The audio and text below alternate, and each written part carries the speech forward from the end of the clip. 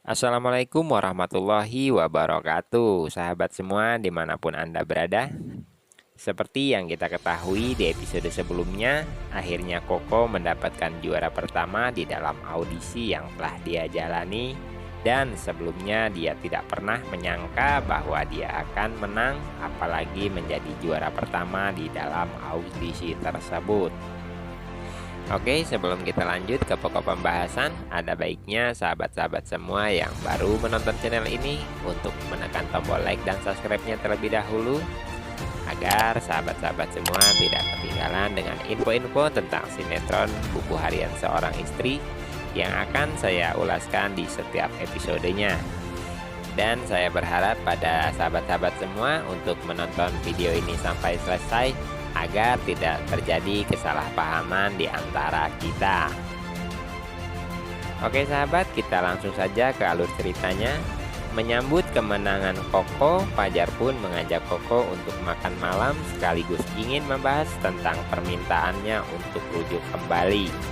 Tetapi Koko yang telah mengetahui bahwa kemenangannya di dalam audisi yang telah ia lakukan ternyata ada kecurangan yang dia tidak mengetahuinya yang telah dilakukan Fajar untuk mendukung dirinya.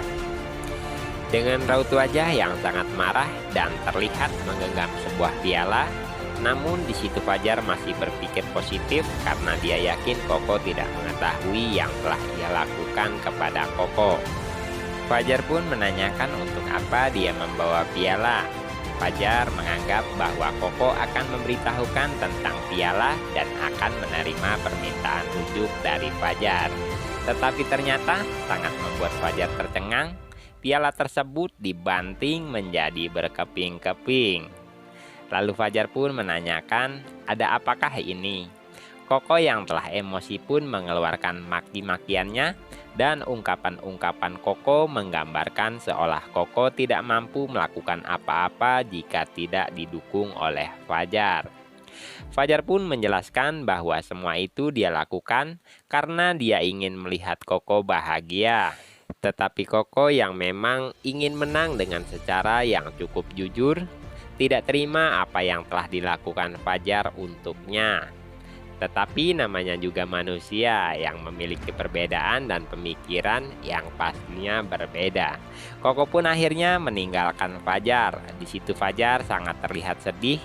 Perjuangannya selama ini ternyata tidak berarti apa-apa dan hanya membuat Koko menambah benci kepada dia. Di sisi lain, Nana yang kepikiran dengan adiknya yang sangat membutuhkan uang. Akhirnya Nana pun mencari berkas surat-surat tanah yang ia simpan. Dengan berat hati bahwa rumah itu adalah peninggalan satu-satunya orang tua mereka, terpaksa harus dijual karena dia tidak mau dianggap oleh Lula bahwa dia adalah kakak yang egois. Di sini juga kita diperlihatkan dengan Tante Merlin yang melabrak Fajar.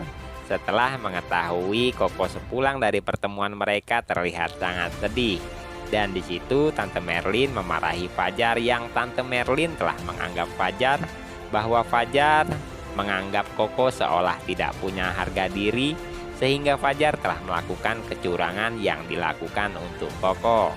Walaupun Fajar telah menjelaskan apa yang telah ia lakukan semata hanya untuk kebahagiaan Koko, akan tetapi alhasil Fajar pun diamuk dan terlihat sangat kewalahan menghadapi Tante Merlin dan meminta satpam agar mengusir Tante Merlin dari ruangannya.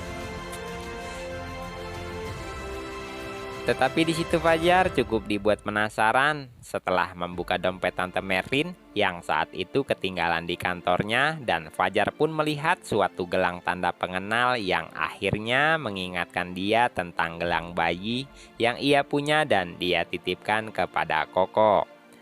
Fajar pun bertanya-tanya dan akhirnya Fajar pun mengejar Tante Merlin. Di dalam perjalanannya menuju ke rumah Tante Merlin, Fajar yang saat itu sangat buru-buru tidak sengaja hampir saja menabrak Priska. Tapi tanpa banyak basa-basi, Fajar pun memberikan kompensasi atau ganti rugi kepada Priska. Dan di situ Priska sangat terlihat senang. Cuma lecet doang dikasih 20 juta. Siapa yang nggak senang ya guys? Di sini juga terlihat Dewa yang sangat penasaran dengan apa yang tidak pernah diceritakan oleh istrinya tentang apa yang saat ini istrinya pikirkan. Ditambah Kevin yang sedikit cukup mempengaruhi pikiran Dewa, membuat Dewa ingin sekali mengetahui apa yang dirasakan oleh istrinya itu. Tetapi cara Dewa cukup lembut dan cukup membuat Nana nyaman untuk menceritakan apa yang ia keluhkan dengan membawa Nana ke suatu tempat yang cukup tenang. Dan akhirnya Nana pun menceritakan apa yang menjadi keinginannya. Nana mencurahkan kesedihannya bahwa ia sangat terpukul saat Ibu Farah mengatakan bahwa dia adalah istri yang tidak tahu diri, yang tidak mau taat dengan suami. Tapi di sisi lain, Nana juga sangat bingung melihat adiknya saat ini yang sedang sangat kesusahan. Tapi dia tidak bisa berbuat apa-apa untuk adiknya itu. Dewa pun merasa bersalah dan meminta maaf karena seharusnya Dewa selalu mendukung apa yang terbaik untuk istrinya. Kita kembali lagi ke Fajar. Tibalah Fajar di rumah Tante Merlin. Tetapi lagi-lagi Tante Merlin dan Koko menyangka Fajar ingin bertemu dengan Koko. Tetapi Fajar cukup serius dan menanyakan perihal gelang yang dia temukan di dalam dompet Tante Merlin tersebut. Tak hanya Fajar, Koko pun telah menyangka gelang itu sama seperti gelang milik Fajar, dan Fajar yang sangat penasaran bahwa gelang yang dimiliki oleh Tante Merlin sama seperti gelang bayi miliknya. Dan Fajar pun meminta gelang yang pernah ia titipkan kepada Koko, tetapi Koko meminta waktu untuk mencari gelang tersebut. Tetapi di saat Koko mencari gelang tersebut, sepertinya Koko telah lupa di mana ia telah menyimpan gelang milik Fajar itu.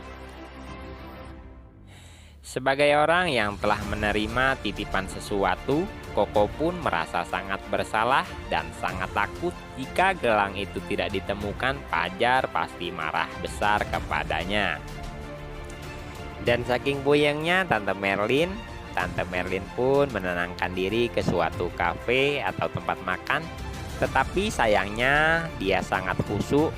Dia ngelamun tidak menyadari bahwa tasnya telah diambil orang. Padahal di dalam tas tersebut mungkin Tante Merlin menyimpan gelang yang telah tadi kita bahas. Sedangkan dia pergi ingin pulang membawa tas orang lain yang duduk di sebelah mejanya, dan mengakui bahwa itu adalah tas dia karena yang memang ia tahu dia memang menaruh tas di sana. Dengan percaya diri Tante Merlin di saat pelanggan lain menyatakan bahwa itu adalah tas Tante Merlin, tetapi di situ terbukti bahwa itu bukan tas miliknya. Akhirnya pelanggan lain tersebut tidak terima dan membawa Tante Merlin ke kantor polisi. Apakah gelang tersebut berada di tas Tante Merlin yang hilang, sahabat? Kita nggak tahu ya. Di cerita lain, Nana dan Dewa terlihat cukup tenang dan bahagia setelah dia bisa kembali menempati rumah peninggalan ayahnya, walau hanya sementara, untuk menenangkan pikiran Nana yang saat ini telah banyak dan menjadi beban. Mereka sangat menikmati kehidupan keluarga kecilnya, walau sebelumnya Ibu Farah tidak mengizinkan Nana dan Dewa menempati rumah peninggalan orang tua Nana.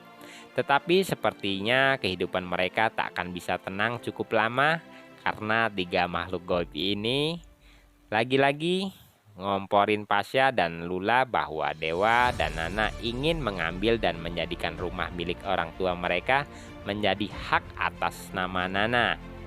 Pasya dan Lula pun cukup penasaran dan mereka pun akhirnya mengecek ke rumah tersebut. Ternyata berhasil. Keinginan tiga makhluk gaib itu membuat Pasya dan Lula akhirnya salah paham kepada Dewa dan Nana.